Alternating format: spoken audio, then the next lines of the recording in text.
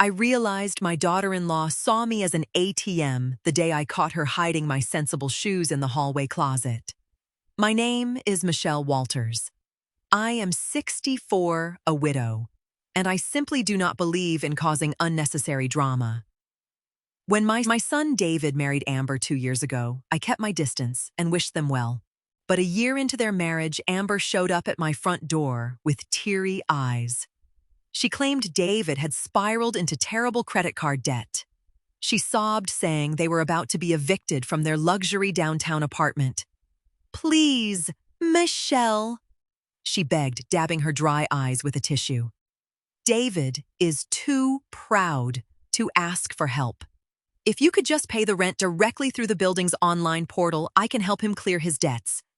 Just don't tell him. It would crush his ego. I love my son. I didn't want to see him on the street, so I agreed. Every first of the month, I logged into the resident portal and paid the $400 rent using my retirement savings. It stung, but I thought I was keeping my family afloat. Whenever I visited, Amber treated me like an annoying neighbor.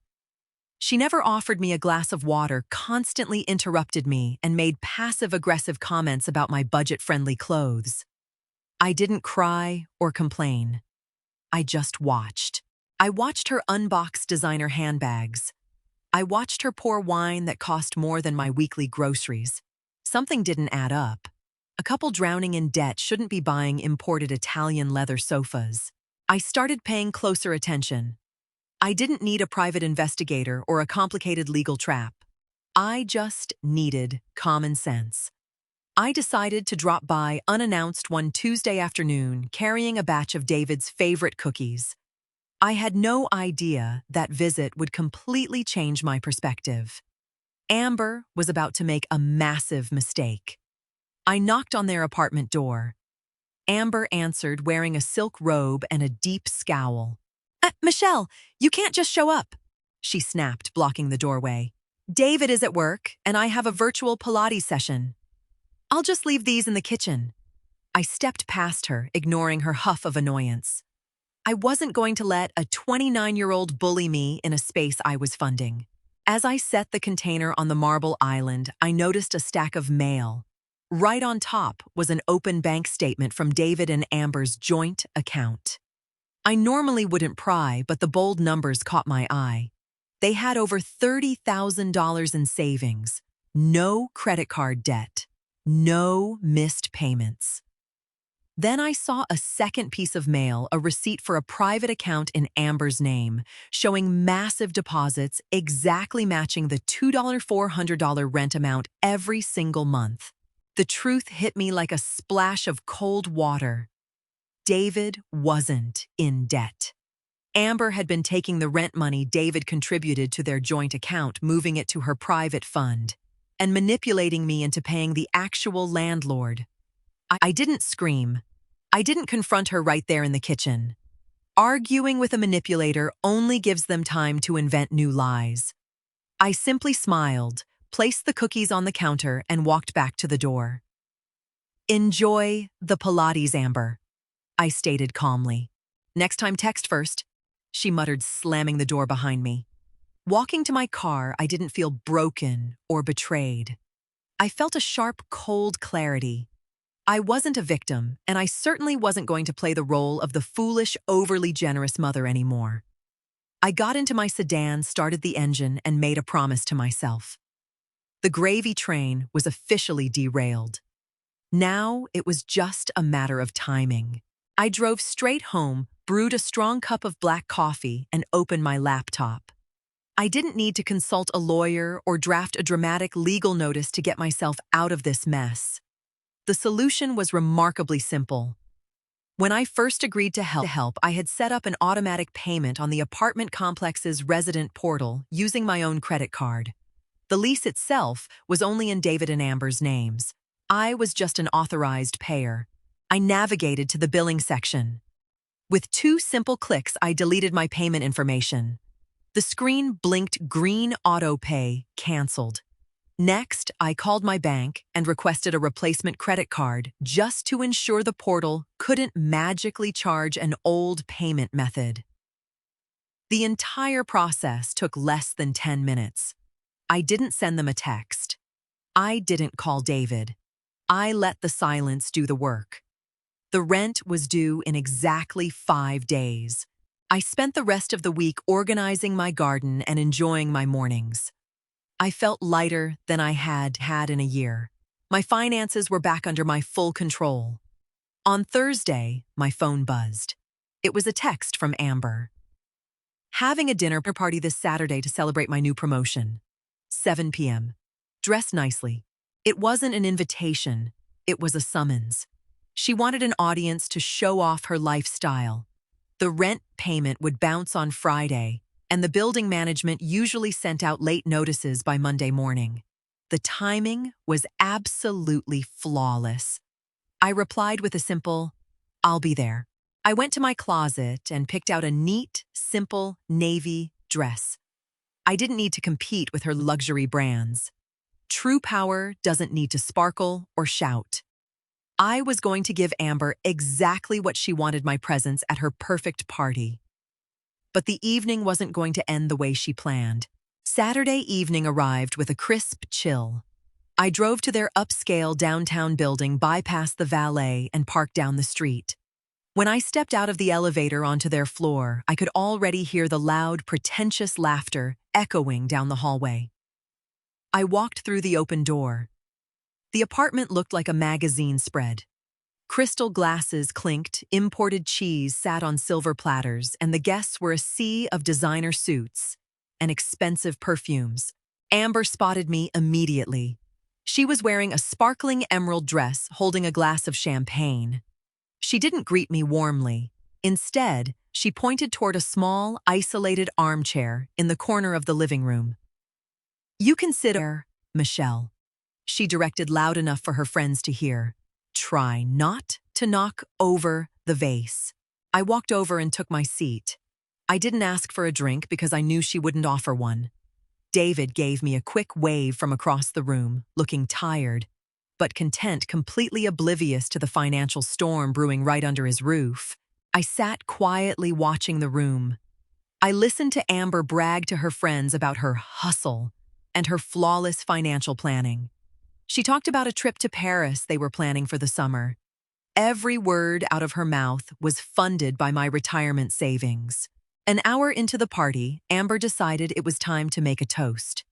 She tapped her manicured nail against her crystal glass. The room fell silent as all eyes turned to her. She smiled, soaking in the attention.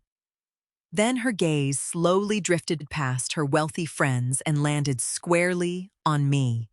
Her eyes narrowed with a familiar cruelty. She wasn't satisfied just showing off. She needed someone to step on to make herself look taller. She took a step toward my corner. "You know," Amber projected her voice, carrying across the quiet room. "Looking at everyone here tonight, I realize how important ambition is. We are all go-getters. We earn our luxury." She took another sip of champagne and stared directly at me. The guests followed her gaze. "Michelle." She continued, her tone dripping with mock pity. "I always wonder about you. You just sit in your little house all day doing nothing. No career, no ambition." She let out a sharp, condescending laugh. "How do you manage to live being so useless?" The silence in the room became thick and uncomfortable. Some guests looked down. Others watched eagerly. David frowned, stepping forward, opening his mouth to speak, but I held up a single hand. He stopped. I didn't blush. I didn't lower my eyes. I didn't shed a tear. I simply looked at her, my expression completely neutral, and let the silence stretch until her confident smile began to waver. I stood up, smoothly smoothing the front of my navy dress. "It's great, Amber." I replied, my voice calm, steady, and loud enough for every single person to hear. "I manage perfectly fine. Actually, things have gotten even better since I just stopped paying for your apartment." Amber's face instantly lost all its color. Her jaw went slack. The champagne glass trembled in her grip. Across the room, David dropped his appetizer plate. It shattered on the hardwood floor, but he didn't even look down. His face was pale with absolute shock. "What? Apartment?" David shouted, his voice cracking. "Mom, what are you talking about?" Amber took a step back, looking like a deer caught in headlights. "Shut up," she hissed at me, dropping her sophisticated act completely. "You don't know what you're saying." But I wasn't looking at her anymore. I reached into my small handbag and pulled out a single folded piece of paper. The undeniable truth was about to take center stage. I walked across the room, my sensible shoes clicking against the hardwood. The guests parted from me like the Red Sea. I stopped directly in front of David and handed him the folded paper. He opened it with shaking hands. It was the printed confirmation from the building's portal. It clearly showed my name, my credit card, and 12 months of $2,400 payments. At the bottom in bold letters, it read, "Auto pay canceled. Amber came to me a year ago." I told David, keeping my voice level. "She cried. She told me you were drowning in secret credit card debt and were about to be evicted. She begged me to pay the rent behind your back to save your pride." David looked up from the paper, his eyes wide. "Debt. We don't have debt. We've been putting $2,000 into our joint account for rent every month." "I know," I replied. "I saw your bank statement on the counter last week. I also saw the receipt for Amber's private account, where all your rent money mysteriously went." The guests started whispering. A woman near the door quietly picked up her coat. Amber was shaking now, her face flushed with a dark, furious red. "You snooped!" Amber shrieked, pointing a trembling finger at me. "You had no right." "I had every right to know why I was funding your designer wardrobe," I answered flatly.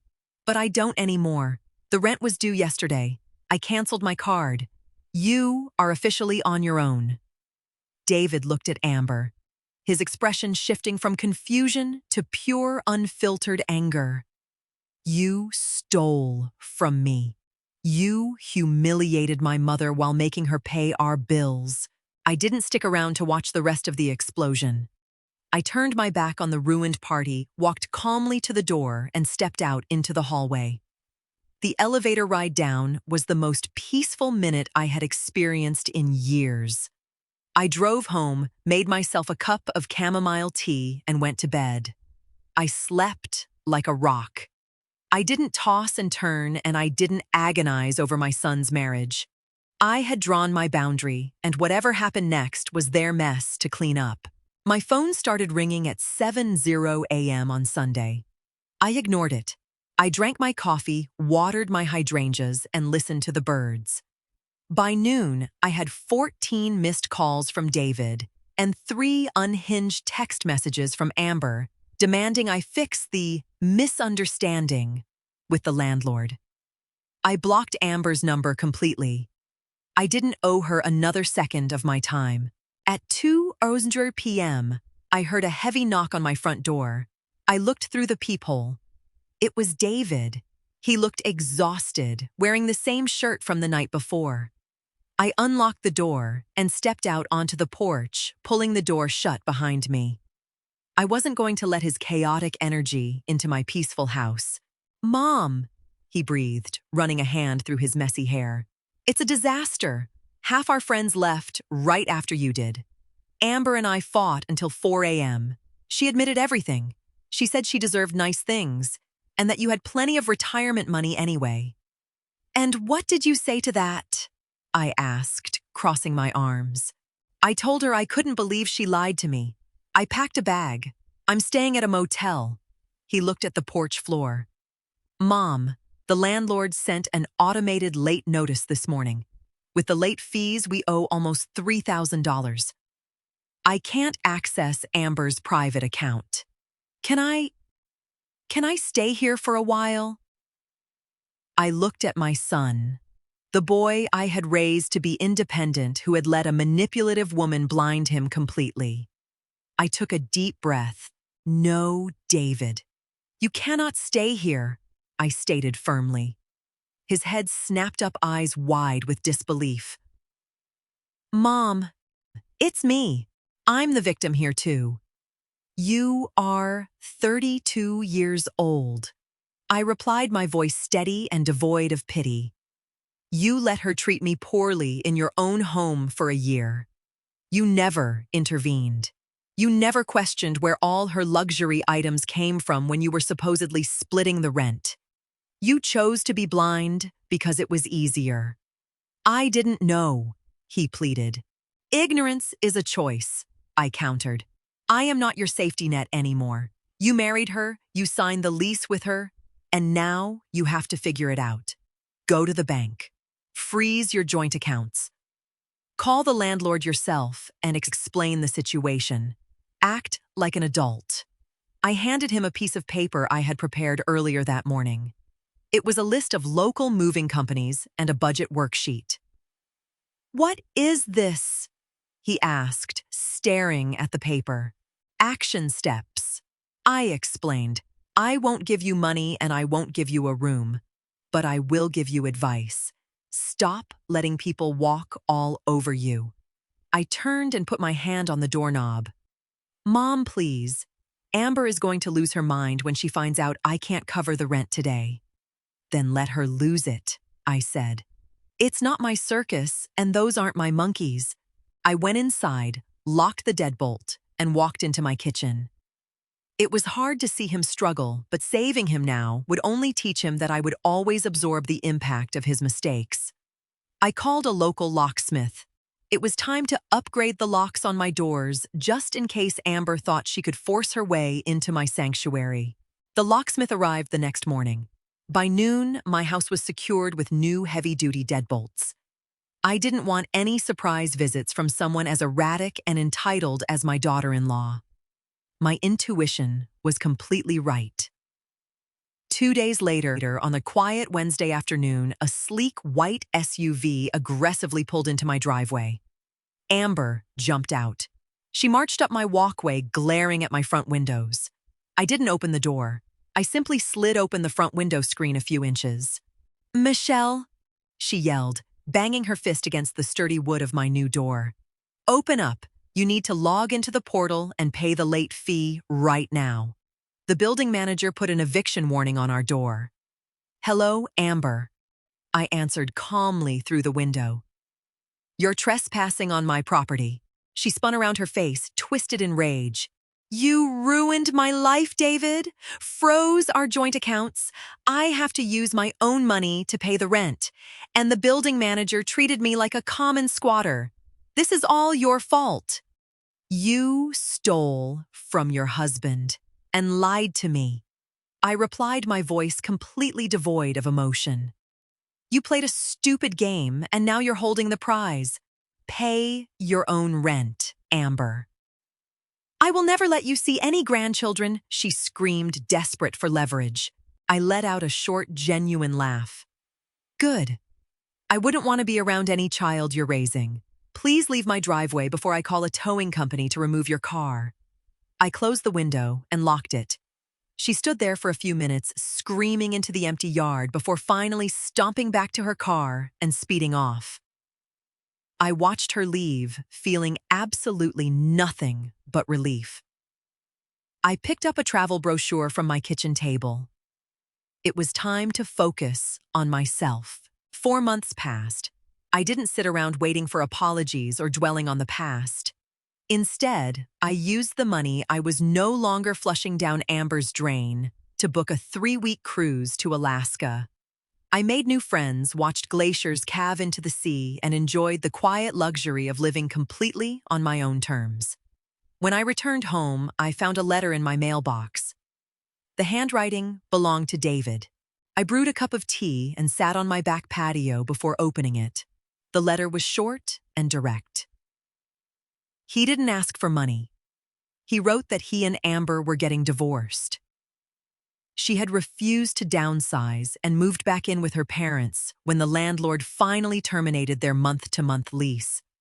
David had rented a small one-bedroom apartment near his workplace. He had started seeing a financial advisor and a therapist. "You were right, Mom," the letter read. "I was weak, and I let you carry my burdens. I don't expect you to forgive me right away, but I am working hard to become a man you can actually respect. I hope you're doing well." I folded the letter and set it on the table. I didn't feel the urge to call him immediately or rush over with a casserole.